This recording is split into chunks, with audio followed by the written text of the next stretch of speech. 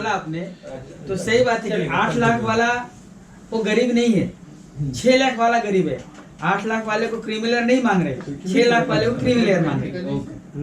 ये बहुत विडंबना है ना अपने देश में कि अब जैसे हम कहार है, गौड़, धीवर, धुरिया, कहार, हम लोग 2005 में सुप्रीम कोर्ट में गए थे आरक्षण के लिए।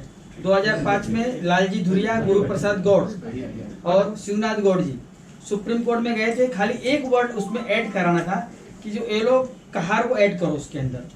ये लोगों ने सुप्रीम कोर्ट इतनी दबाव में आ गई कि वहां से उन्होंने हर राज्यों को अपना दे दिया, भाई आप आपके हिसाब से कहार भाइयों को, गौड़, धुरिया को आप दे दीजिए। अब देखिए महाराष्ट्र में हमारे कहार भाई को ओबीसी में डाला है और यही कहार भाई जो पंडोरे, तुम्बारे, आप मेरा सुनिए, आप मेरा वीडियो पार्लियामेंट का मैंने पूरे देश के बारे में तो हर स्टेट का मैंने उसमें बता दिया। वही बता रहा हूँ। अब देखिए हमने मामला उठाया था तो पूरे स्टेट जितनी फिशरमैन कमेटी है देश में रहती है, कहाँ किस एससी में, कहाँ बीसी में, कहाँ एसटी में है, उसके सारे मैंने मामले उठाए। एक ही क्लियर टाइटल इसमें एक चीज आपको बता दूं, आप सवाल करिए हम जवाब एक ही क्लियर टाइटल है कहारों का, सिर्फ त्रिपुरा में एकदम क्लियर मैंडेट है, उनको एससी में दिया गया है। बाकी पूरा 29 राज्य और 9 केंद्र शासित प्रदेश में नहीं है। इसमें एक चीज आपको बताना चाहता हूँ, हाँ। इस कोरोना काल में, इस बीच में कोरोना काल में प्रधानमंत्री जी द्वारा एक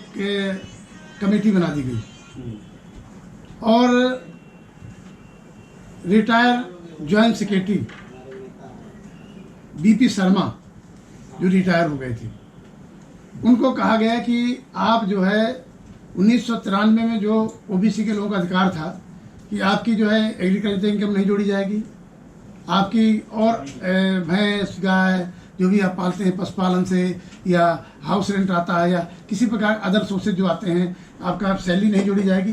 केवल जो गैजेटेड ऑफिसर है जिसके माँ बाप गैजेटेड ऑफिसर, वो क्रीमी लेन में आएंगे।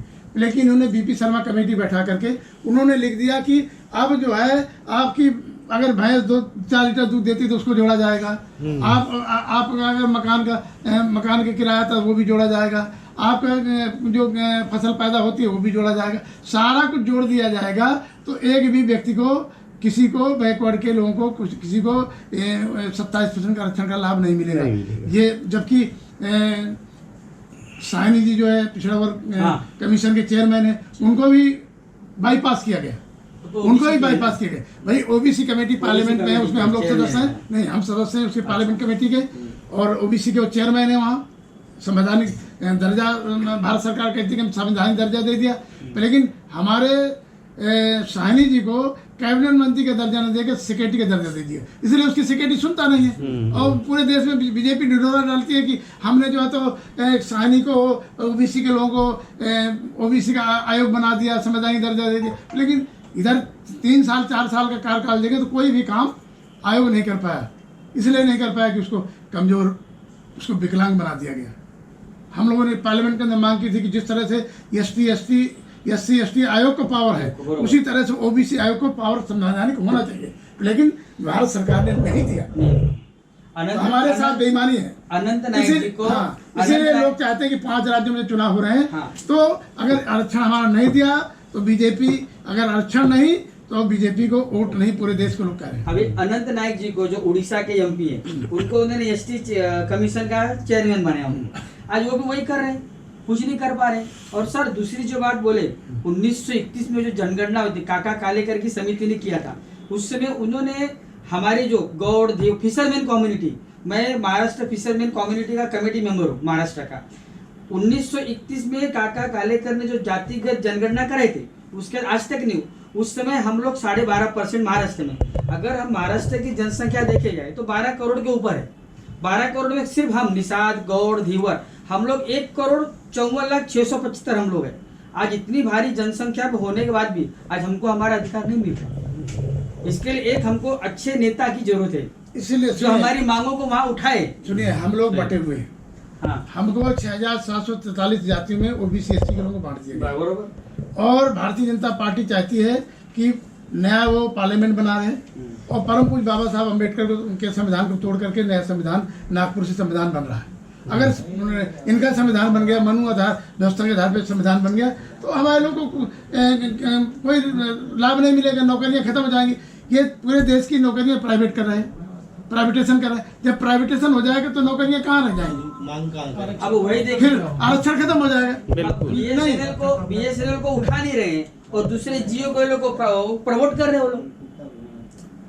भाई लोग तमाम सवाल करते हैं कि 31 दिन का 30 दिन का महीना होता है सबके लिए, आपके लिए काम करने के लिए, और जियो वाले ये तो 21 दिन का महीना कर रहे हैं, कोई 28 दिन का महीना बना रहा है। तब वही तो ठगी है ना आपके साथ। ठगी है। भेजेगा आयोग, फिर कैबिनेट को भेजेगा, कैबिनेट उसमें विचार करके फिर संसद के लिए बिल बनाएगी, फिर लोकसभा में बिल आएगा, लोकसभा में जब पास हो जाएगा तो राज्यसभा उसकी जांच करेगी, राज्यसभा से पास हो जाएगा तब संसद, तब राष्ट्रपति की मोहर लगी, तब ये परिभाषित वाला ये होगा।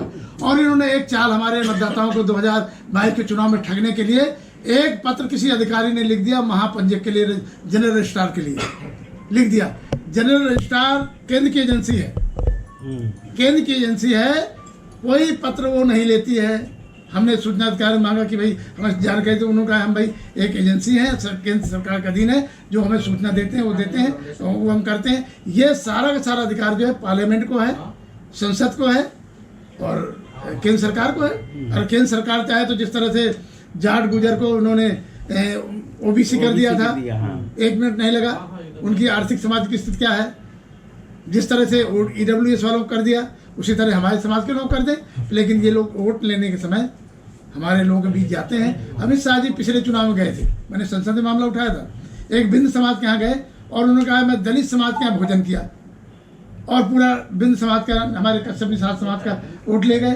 और जब बिंद समाज का बेटा पार्लियामेंट में कहता है कि इनको परिभाषित करिए, इनको कहार को, निषाद को, कश्यप को इनको आरक्षण दीजिए, मल्लाह को, केवट को आरक्षण दीजिए, तो उन्होंने कहा भाई ये तो हो ही नहीं सकता है। मैंने कहा वोट लेने के लिए आपने भदोही में वहाँ खाना खाया, वोट ले लिया, और तो जब संसद में एक बिंद समाज का बेटा जो है कहता है कि हम दलित हैं, हमारा आरक्षण दीजिए, तो आप यहाँ कहते हो ये तो अब भाई ओबीसी में आते हो, वहाँ दलित में आते हैं संसद के बाहर, और संसद में ओबीसी में आते हैं। ये पूरी तरह से ये जो है ठग हैं, मायावी हैं, इनसे बहुत सावधान रहना। जो इन्होंने उत्तर प्रदेश के एक सेक्रेटरी से, अधिकारी से एक पत्र भेजा है, वो फ्रॉड है। उस पत्र में कोई कार्रवाई नहीं होनी है।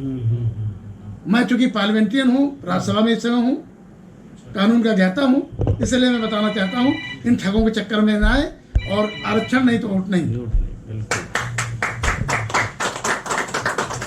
और किसी का कोई सवाल है?